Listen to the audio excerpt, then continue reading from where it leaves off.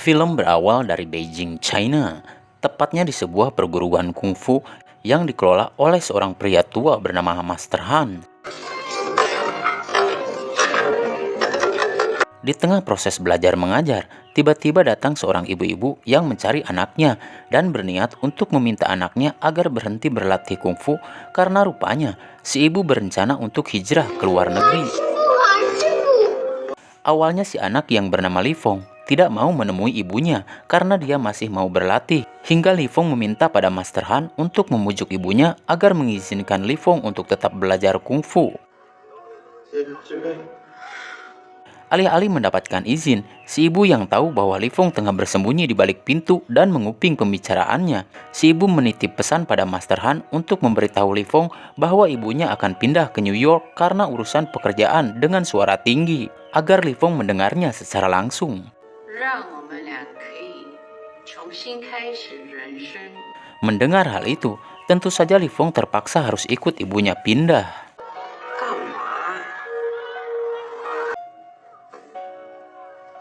Singkat cerita, tibalah Li Feng dan ibunya di New York. Tak banyak interaksi terjadi di antara mereka, karena memang tampak jelas di wajah mereka, Li Feng tidak menginginkan keadaan saat ini, sementara ibunya juga menyadari hal itu, namun terpaksa harus melakukannya demi kebaikan mereka. Setelah itu Li Feng langsung beres-beres di kamar barunya. Tak lupa dia memasang poster kesayangan dan foto almarhum kakaknya.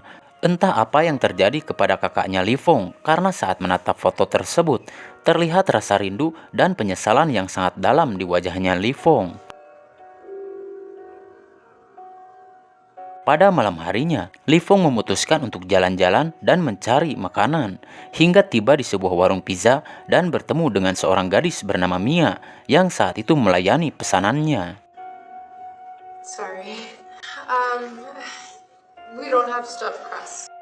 Pada pagi harinya, ibunya Li Feng bersiap-siap untuk menjalani hari pertama kerjanya menjadi dokter di sebuah rumah sakit. Sementara Li Feng bersiap untuk hari pertama di sekolah barunya.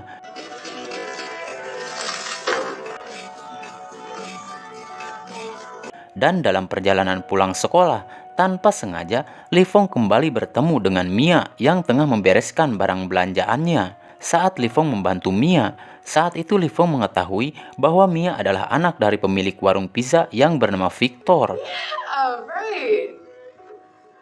Rupanya Mia juga belajar di sekolah yang sama dengan Li Feng, hingga mereka memutuskan untuk jalan bersama. Tak lama kemudian, Li Feng yang pernah belajar kungfu tampak tertarik dengan sebuah sasana bela diri karate bernama Demolition. Namun Mia menyarankan Li Feng untuk tidak bergabung di sasana tersebut karena ternyata Mia kenal dengan pemiliknya yang bernama Oshi. Ditambah lagi ada mantan Mia yang bernama Connor yang menjadi salah satu anggotanya yang menjadi petarung terbaik dan menjuarai turnamen karate 5 wilayah yang sampai saat ini belum terkalahkan. Pada saat latihan, Connor diberitahu oleh Oshi bahwa tadi dia bertemu dengan Mia bersama seorang laki-laki yang dia duga adalah kekasih barunya. Mendengar hal itu, Connor yang masih cinta pada Mia tentu saja merasa gerah. Hingga pada suatu hari, saat Mia dan Li Feng naik kereta, tanpa sengaja mereka bertemu dengan Connor. Saat itu Connor sengaja mencari gara-gara dengan menggoda Mia, hingga Li Feng menegur Connor untuk menghentikan aksinya. Merasa akan terjadi keributan, Mia pun mengajak Li Feng untuk segera pergi. Namun malah ini yang terjadi.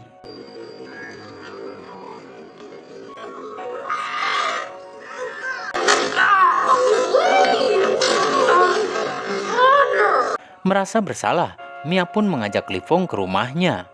Saat itu Victor mencoba menyamarkan luka lebam bekas pukulan yang ada di wajahnya Li Feng karena Li Feng takut ibunya marah jika tahu dia berkelahi.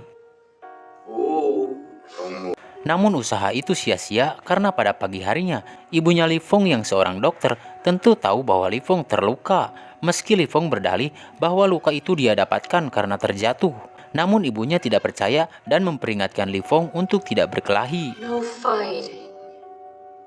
Karena hal itu, ibunya memutuskan untuk mengenalkan Li Feng pada seorang mahasiswa yang bernama Alan untuk menjadi teman belajar. agar tak banyak keluyuran dan fokus mempersiapkan diri menghadapi ujian masuk perguruan tinggi. Did you do that to your eye? You met my mom? Pada suatu malam, saat Li Feng membongkar barang pindahan yang belum dia rapihkan, tanpa sengaja dia menemukan foto almarhum kakaknya. Sontak saja terlintas di benaknya kenangan saat kakaknya masih hidup, apalagi saat kakaknya mengajarkan sebuah jurus bernama tendangan naga.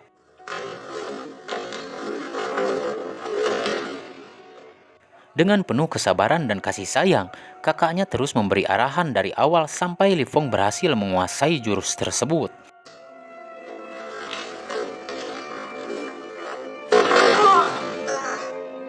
Hingga pada suatu hari, saat berada di sekolah, Connor terus saja mengganggu Li Feng hingga membuat Li Feng habis kesabaran, dan ini yang terjadi.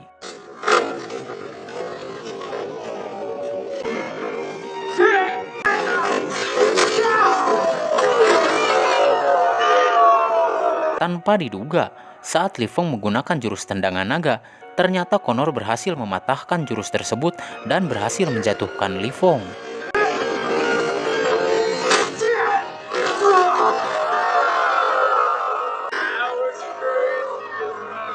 Pada malam harinya, saat Li Feng main ke rumahnya Mia, tiba-tiba datang beberapa orang preman yang menagih sejumlah uang kepada Victor dengan cara kasar.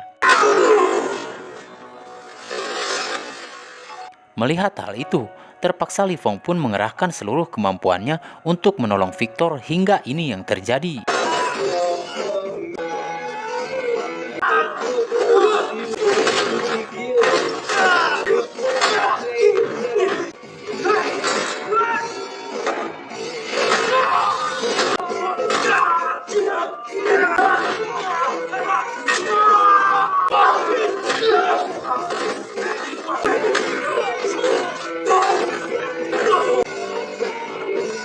Melihat kemampuan yang dimiliki oleh Li Feng, Victor pun bercerita bahwa Li Feng mengingatkan dia pada masa mudanya yang ternyata seorang petinju, namun memutuskan untuk pensiun karena kehilangan istrinya setelah melahirkan Mia.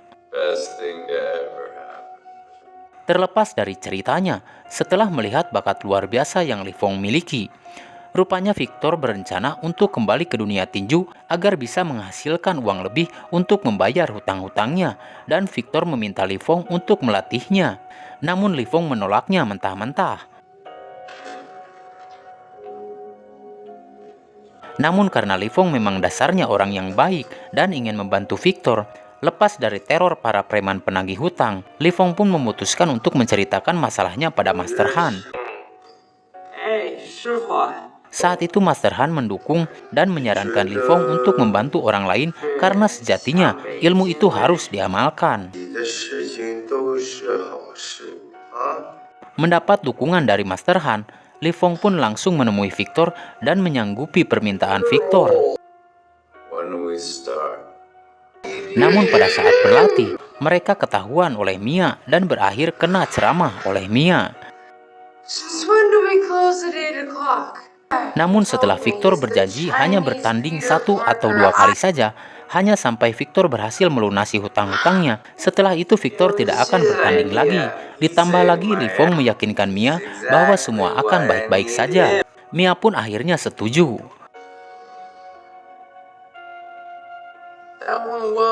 Hingga di hari-hari berikutnya, Li Feng mengajari Victor dengan metode dasar bahwa semua aktivitas sehari-hari adalah bagian dari latihan.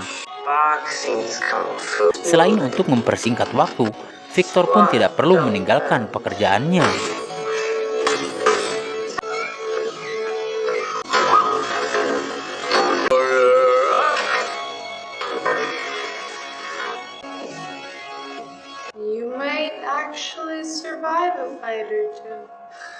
Pada suatu malam, saat pulang ke rumah, Li Feng mendapati ibunya tertidur di sofa dekat dengan foto almarhum kakaknya Li Feng. Saat itu Li Feng tahu bahwa ibunya habis mengenang dan tengah merindukan kakaknya sampai ketiduran. Melihat hal itu, Li Feng merasa semakin bersalah.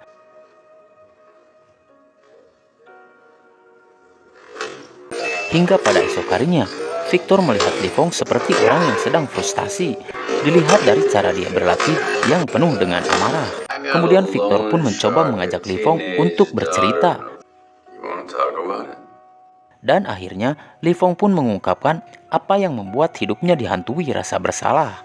Bahwa dulu Li Fong dan kakaknya sama-sama belajar kungfu dari Master Han. Selain menjadi seorang saudara yang baik, kakaknya Li Fong juga bisa menjadi sahabat sekaligus panutan bagi Li Fong.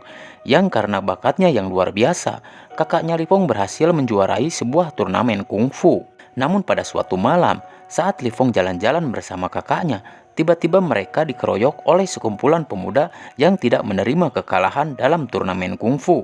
Karena kalah jumlah, kakaknya Li Fong meminta Li Fong untuk segera kabur, namun tanpa diduga, salah satu dari musuh mengeluarkan sebilah pisau dan menusuk kakaknya. Saat itu Li Fong hanya bisa terdiam kaku tanpa bisa berbuat apa-apa, hingga kakaknya meninggal dalam perjalanan ke rumah sakit.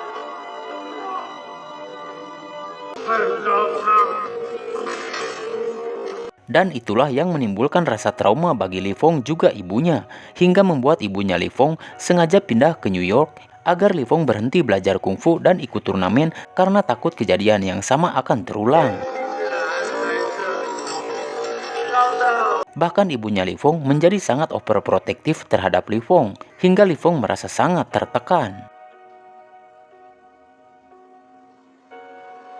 Singkat cerita, tibalah saat Victor untuk bertanding dan tanpa diduga, orang yang menjadi lawannya adalah anak buahnya Osi. Saat itu sebenarnya Victor berhasil unggul atas lawannya. Namun karena lawannya berbuat curang atas perintah Osi, akhirnya Victor pun berhasil dijatuhkan hingga tak sadarkan diri.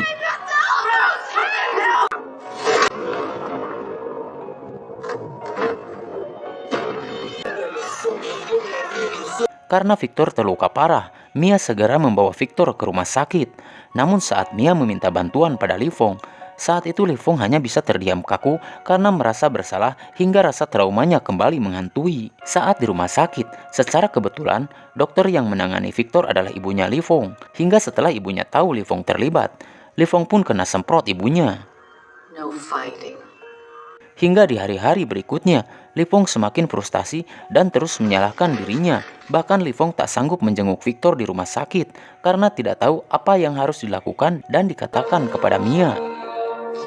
Sementara Mia menganggap ketidakhadiran Li Fong menjenguk ayahnya adalah bentuk pelarian dari rasa tanggung jawab. Pada suatu malam, saat pulang ke rumah, Li Fong menyadari ada penyusup di rumahnya. Hingga ini yang terjadi.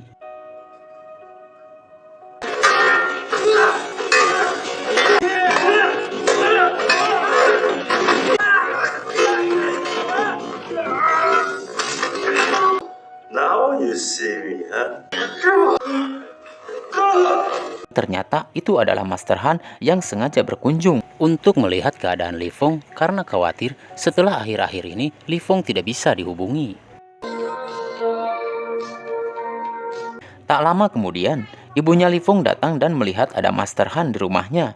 Meski Master Han mengaku hanya sekedar berkunjung, namun ibunya Li Fong menyadari ada hal yang lain selain itu. Why you're here?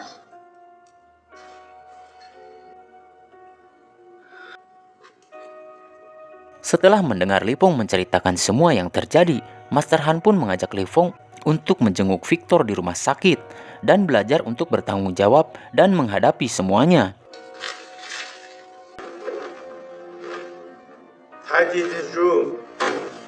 Tentu saja kedatangan Li Fong dan Master Han tidak disambut baik oleh Mia. Berbeda dengan Victor yang menyadari bahwa semua ini bukan salahnya Li Fong. Kemudian Master Han pun mempunyai rencana untuk membereskan masalah ini, yaitu sebagai bentuk tanggung jawab. Li Fong harus mengikuti turnamen karate 5 wilayah yang rupanya Li Fong juga sempat ingin mengikutinya untuk membalaskan dendam Li Fong dan Victor kepada Connor dan Osi, juga untuk melawan rasa traumanya Li Fong selama ini dan meyakinkan ibunya Li Fong bahwa Li Fong mampu menghadapi kerasnya dunia. Setelah itu Master Han meminta Li Fong untuk mempersiapkan diri dan mencari tempat untuk berlatih karena waktunya tinggal 10 hari menuju turnamen 5 wilayah. Beruntung Alan mau membantu dan berhasil menemukan tempat berlatih yang sepi untuk Li Fong. Sementara Master Han mendatangi sebuah dojo milik mendiang sahabat lamanya yang bernama Keisuke Miyagi, yang saat ini dojo tersebut diteruskan oleh muridnya yang bernama Daniel. You, knew Mr. Miyagi? Setelah bertemu dengan Daniel, awalnya Daniel tidak tahu siapa yang mendatangi dojonya, hingga Master Han pun sedikit bercerita tentang siapa dirinya dan hubungan dengan gurunya Daniel. Berikut kisah persahabatan mereka, juga asal-usul terciptanya ilmu karate Miyagi. Right here in this house. Mendengar cerita Master Han, Daniel merasa tersanjung dan tidak menyangka bahwa dia akan bertemu dengan Master Han, orang yang sudah dianggap saudara oleh mendiang gurunya, bahkan gurunya sering menceritakan tentang Master Han. Setelah itu Master Han meminta Daniel untuk melatih Li Fong guna menambah materi jurus yang Li Fong miliki dengan materi jurus karate Miyagi yang Daniel miliki. Sayangnya saat itu Daniel menolak permintaan Master Han. Namun sebelum pergi, Master Han yakin bahwa Daniel akan menerima permintaannya. I see you in the Big Apple. Dan benar saja, pada esok harinya, saat Li Fong dan Master Han berlatih, tiba-tiba Daniel datang dan bersedia melatih Li Fong karena Daniel sadar bahwa ilmu itu wajib diamalkan. Han Shifu. Setelah melihat bakat yang dimiliki Li Fong, Daniel yakin Li Fong akan dengan cepat menguasai teknik dan jurus-jurusnya. Namun setelah beberapa hari berlatih, Li Fong seperti kurang semangat dan tampak tidak fokus. Out. Focus. Rupanya Mialah yang menjadi salah satu penyebabnya, hingga Li Fong memutuskan minta bantuan pada Alan untuk memesan pizza. Mia yang tidak tahu tentu saja langsung mengantar pesanan pizza ke alamat si pemesan, yang ternyata adalah tempat latihan Li Fong. Pepsi. As well. Saat itulah Li Fong meminta maaf dan menjelaskan semuanya pada Mia, hingga akhirnya Mia pun mengerti dan hubungan mereka kembali membaik. Diiringi petikan gitar dan suara merdu dari nyanyian Alan.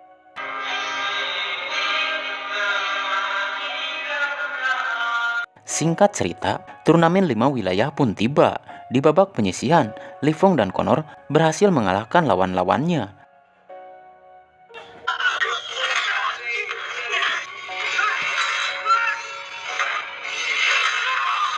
Hingga di suatu pertarungan, Connor menyadari bahwa kemampuan Li Fong sudah berkembang pesat. Hal itu terlihat saat Li Fong berhasil mengalahkan teman seperguruan Connor. Merasa akan mempersulitnya untuk kembali meraih juara, Connor pun meminta bantuan anak buahnya Oshi untuk menghajar Li Fong agar tidak bisa lagi mengikuti turnamen. Namun tentu saja Master Han dan Daniel tidak tinggal diam hingga ini yang terjadi.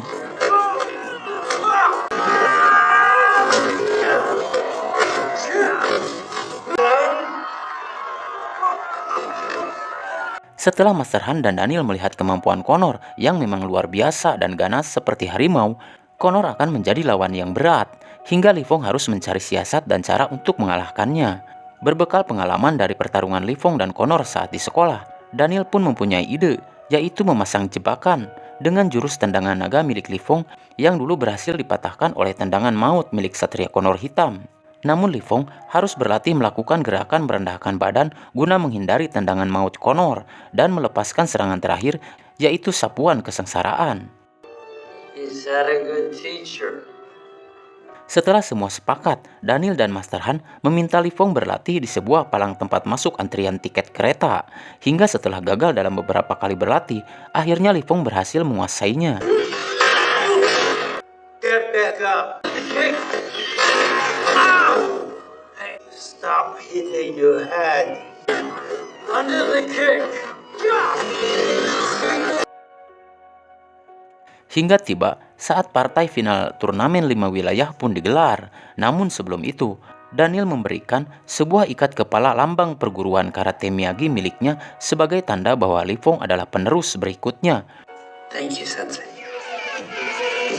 Sementara Master Han meyakinkan ibunya Li Fong bahwa Li Fong adalah anak yang hebat yang tak perlu terlalu dikekang. Hingga ibunya Li Fong akhirnya menemui Li Fong dan memberi dukungan penuh pada Li Fong dan melepaskan semua tekanan dan beban yang Li Fong alami selama ini. Go kick his ass.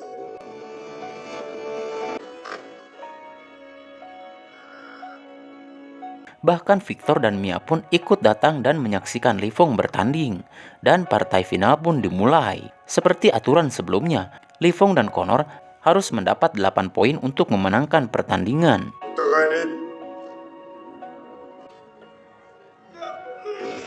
Saat itu skor Li Fong sempat tertinggal jauh karena mendapat serangan beruntun dari Connor.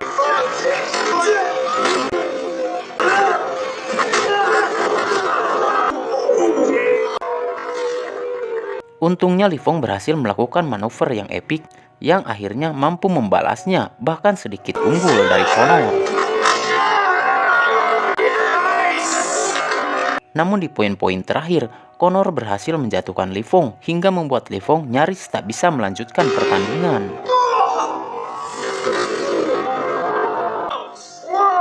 Namun berkat semangat yang diberikan oleh orang-orang tercintanya, Li Fong akhirnya bangkit dan bersiap untuk melakukan serangan terakhir, yaitu jurus tendangan naga sebagai jurus jebakan.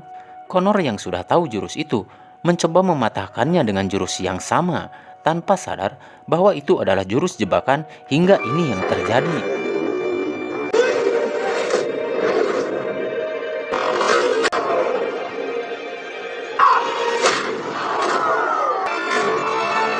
Hingga akhirnya jurus sapuan kesengsaraan berhasil dilakukan dan membuat Li Fong memenangkan pertandingan itu. Namun Connor tak terima dan berniat menyerang Li Fong dari belakang. Untungnya Li Fong sigap dan kembali menjatuhkan Connor hingga Connor menerima kekalahannya.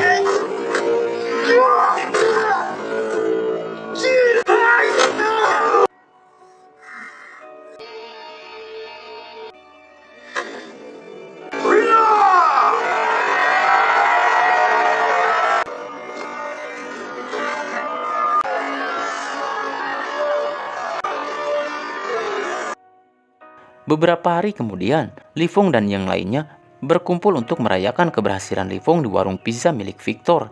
Yang berkat keberhasilan Li Fong menjuarai turnamen 5 wilayah, warung pizzanya Victor semakin ramai. Dan film pun tamat.